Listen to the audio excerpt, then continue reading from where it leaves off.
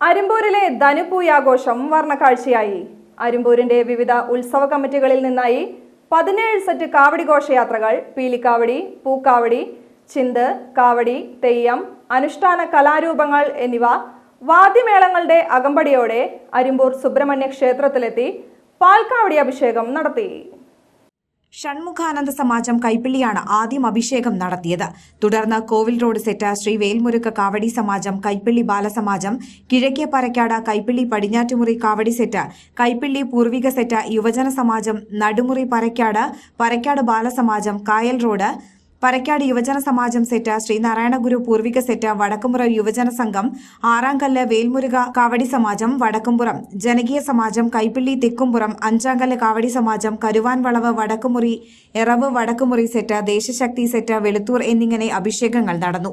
രാവിലെ പൂർവിക സെറ്റ്, കോവിൽ road set എന്നിവയുടെ എഴുന്നള്ളിപ്പുകൾ രാവിലെ ക്ഷേത്രത്തിലെത്തി കൂട്ടിയെഴുന്നള്ളിപ്പ് നടത്തി. നാട്ടാനച്ചട്ടം പാലിച്ചായിരുന്നു എഴുന്നള്ളിപ്പ്.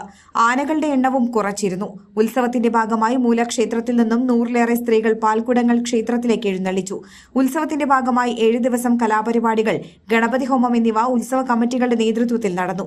ക്ഷേത്രം president KN Bhaskaran, secretary KS Ramesh എന്നിവരുടെ നേതൃത്വത്തിലുള്ള കമ്മിറ്റിയാണ് ചടങ്ങുകൾക്ക് നേതൃത്വം നൽകിയത്.